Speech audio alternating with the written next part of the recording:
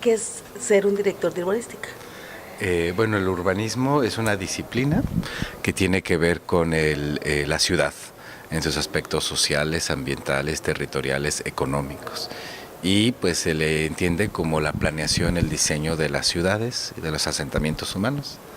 En otros países es una disciplina que ha existido por mucho tiempo. En México es de cierta forma reciente. Las universidades tendrán unos 30 años con esta carrera y hay pocas universidades, unas 8 o 10 que la tienen. Desconozco acá en el área de Quintana Roo si haya la carrera. Y bueno, México tiene un sistema urbano nacional de 400 ciudades, 401 ciudades, arriba de 15,000 habitantes. El sistema urbano nacional más extenso de América Latina. Entonces, para cada una de esas ciudades se requieren pues planes, programas que las lleven a mejor calidad de vida a las personas en transporte, en agua potable, en equipamientos, en alumbrado, en residuos sólidos, etcétera.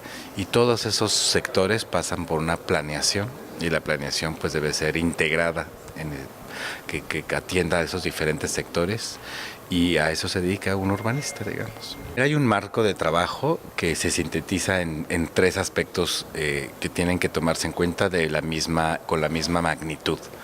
Uno son las leyes y las normas. Sí, la sociedad nos regimos por leyes y normas, entonces en la parte de la aplicación a la ciudad, pues hay leyes y normas que la gente debemos conocer. Si no estamos de acuerdo con esas leyes, pues expresar correctamente la forma de cómo modificarlas con propuestas. Luego hay una parte de diseño, planeación de la ciudad, de hacer proyectos que deriven de esas leyes, que las conviertan en realidad. Y el tercer aspecto, el que cierra la pinza de forma importante, es el financiamiento, de lo que hablábamos hace un momento. El financiamiento tiene que ser en el mismo nivel, en la misma intensidad que la ley, que el proyecto y el financiamiento. Pero entonces lo que pasa en México es que tenemos una cantidad de leyes absurdamente enorme, desproporcionada, que la gente ni conoce ni entiende, no solo la gente, el funcionario, porque son tantas, es una locura. De esas leyes derivan proyectos que no están bien armados porque las leyes son muy complejas en México. Sí, entonces nos quedan proyectos un poco, digamos, acotados.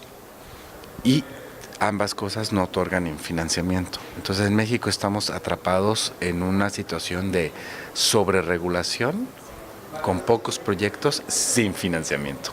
Tenemos que romper eso decididamente y la forma de hacerlo, creo yo, es revisando nuestro marco legal, asegurándonos que tengamos el financiamiento. Ese financiamiento es el que existe, digamos, en este momento, pero que está destinado a otros rubros y que se tiene que reclasificar el presupuesto, además de buscar nuevas fuentes de financiamiento para hacer proyectos. Y una fuente de financiamiento, que es la que vamos a tratar aquí en el foro, a ver qué les parece, es muy polémica, es el automóvil.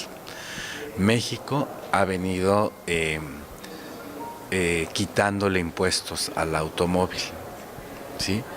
Estamos en una situación con el automóvil muy extraña, porque tenemos gasolinas carísimas, que eso nos impacta evidentemente en la economía, sistemas de transporte públicos muy deficientes, entonces nos hacen usar el automóvil, pero el automóvil nos está generando congestión, tráfico, accidentes, contaminación, etcétera. Entonces en otros países el automóvil se le ponen ciertas tasas para regular su uso y de ese dinero pues se paga transporte público. En México ahorita estamos en una situación muy complicada porque pues no se le podría cobrar a la gente más porque la gasolina está fuera de proporción, pero estamos en esta encrucijada estamos usando el coche en una forma ilógica para una ciudad. Sí, ya tenemos unos niveles de uso del auto que lo hacen muy insostenible. La gente camina muy poco, eso le genera poca salud, etc. Entonces el auto es un tema que quiero exponer aquí en el foro, que tenemos que los mexicanos como pensar. Yo siempre he dicho que México tiene una adicción al automóvil. Y como adictos al automóvil, cuando nos hablan de nuestra adicción, pues sí, entonces tenemos que hacerle como en Alcohólicos Anónimos, ¿no? Soy Salvador, soy automovilista, ¿no? Y hablar de qué tenemos que hacer para romper nuestra adicción como sociedad al automóvil. En este foro se va a llevar a cabo y parte del tema es construyamos el futuro. Fíjate que en esa parte, o en común denominador que se surge en todas las ciudades es el lema de pedir, más vale pedir perdón que permiso. O sea, ante la falta de esa planeación, por ignorancia o por corrupción. ¿No? Ante eso, ¿cómo combatirla? Pues la planeación, algo importante a desmitificarla en México. En México pensamos que la planeación nunca sucede. Pensamos que la planeación toma demasiado tiempo hacerla y entonces mejor actuamos. Eso es un error que tiene el mexicano en particular, ¿sí? Planear no significa perder tiempo o tomar mucho tiempo.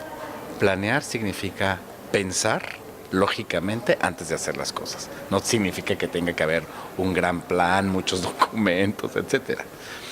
Entonces, como no, los gobiernos están rebasados, la acción urgente no les está dando el respiro, ni siquiera de separarse poquito del problema y pensar las cosas, porque la dinámica está súper acelerada.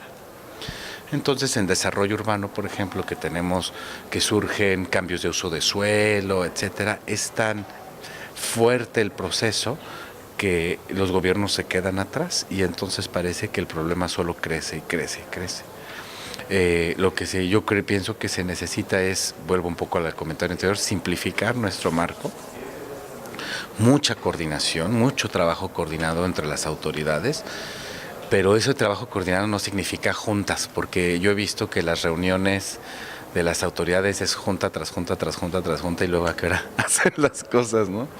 Entonces, trabajo coordinado significa en la computadora tener proyectos en conjunto y tú haces A, yo hago B, tú haces C, ok, me reportas, boom, boom, boom. Hoy le tocó ser el responsable de ese proyecto a la Secretaría fulana de tal, ahora a ti. Ese trabajo más bien conjunto. Y creo que eso es lo que hace falta para darle la vuelta a la situación de desorden, de caos, de anarquía urbana que vemos en las ciudades de Quintana Roo y de México, de todo México, así está. No, o luego cuando terminan las administraciones y que inicia una, todo se reinventa o todo inicia. Si este ciclo el anterior lo hizo muy mal, yo lo voy a hacer un poco mejor y tampoco, lo tenemos que romper también. Y eso se rompe con la continuidad de proyectos, de planes que den las leyes.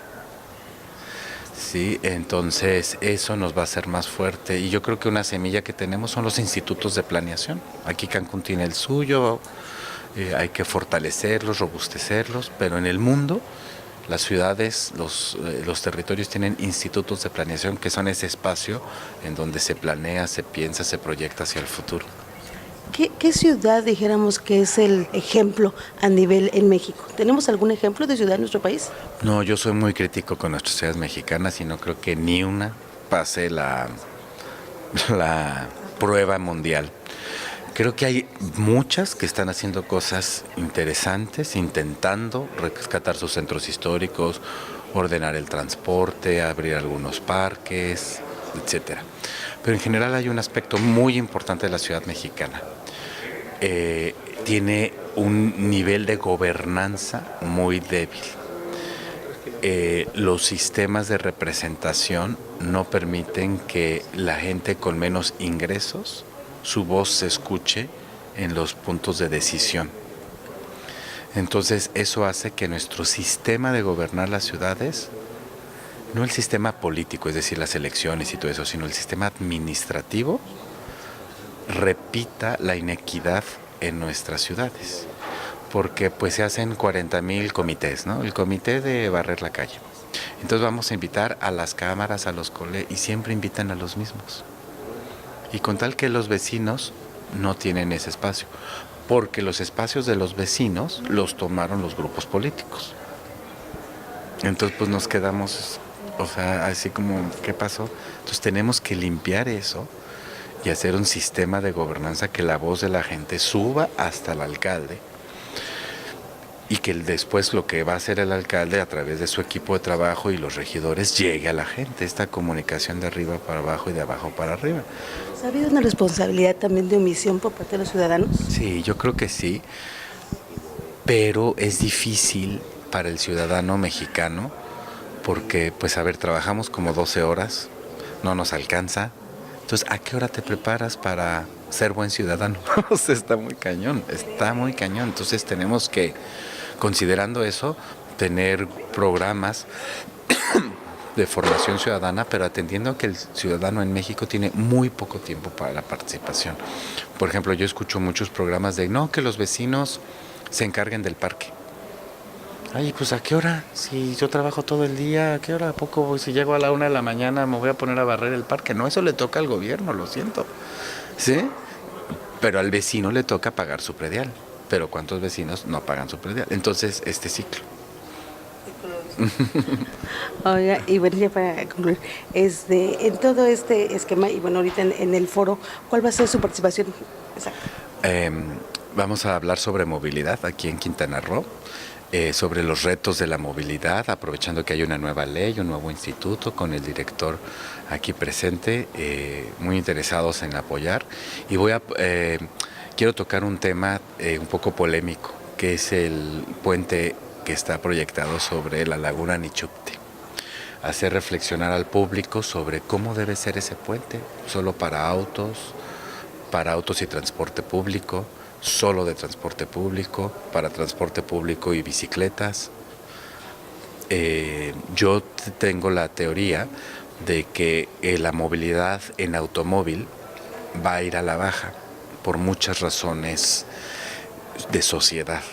En primeras, porque nuestras nuevas generaciones no están saliendo tan adictas al automóvil como nosotros, y porque hay muchas formas nuevas de moverse, patines, patinetas, motocicletas eléctricas, Entonces hacer un puente solo para autos en el siglo XXI me parece que es como pensábamos en el siglo XX, pero ya fuera de tiempo. Entonces quiero llevar al público a esa reflexión de ese puente sobre la Nichupte.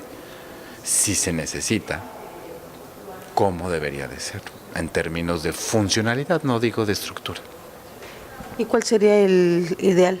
Desde mi punto de vista, uno que genere ingresos para la movilidad, entonces que permita sí el paso de automóviles, pero por un plazo corto, es decir, los primeros 3, 4, 5, 10 años se tiene que hacer un plan financiero para eso y entender el tráfico y todo esto, para refinanciar el puente, evidentemente, pero después para tener financiamiento para la movilidad, pero paulatinamente ir limitando el acceso de automóviles, hacerlo más caro y abriendo los otros carriles para el transporte público y bicicletas y modos alternos. Sin duda, porque el Boulevard Cuculcán está saturado hasta el día de hoy. Pues está saturado por una mala gestión, porque todos queremos ir a la misma hora a los hoteles, a trabajar, etcétera.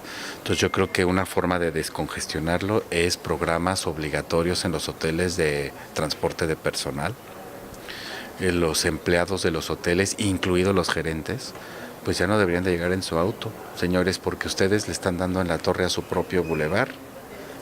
O sea, me parece eso, es para los residentes y para los visitantes, pero para los trabajadores, pues se pone una terminal de transferencia a la entrada acá por Puerto Cancún o más adelante, ahí dejas tu auto y te vas en un servicio muy bueno y te bajas en tu centro de trabajo. ¿Y la opción del tren? Puede ser. Creo que sería interesante, yo vería más amigable para el entorno de la Cuculcán, del bulevar, un tranvía más que un tren, no elevado, sino a nivel. Y esto lleva al tema de gestionar el bulevar Cuculcán, que no es tan complicado, son 2 carriles por sentido y un camellón. Entonces yo siento que tampoco hay mucho que pensarle, está rebasada la capacidad. ¿Qué provoca ese rebase? pues los viajes de personas en un auto, una persona. Entonces empecemos por ahí. Quien vaya en un auto, una persona, ese viaje es el que hay que evitar para empezar. ¿Y cómo llegar a esa conciencia para realmente hacer esos cambios? Cobrando. No se puede de otra forma. O sea, porque hay estas charlas de cambio climático, todo eso, pero a la gente es cobrando, lo siento. Es duro, los gobiernos no quieren, los ciudadanos no queremos, pero solo así. Sí, hay una afectación al bolsillo, entonces sí lo pensamos. Sí, así es. Salvador, muchísimas gracias. Gracias a ti.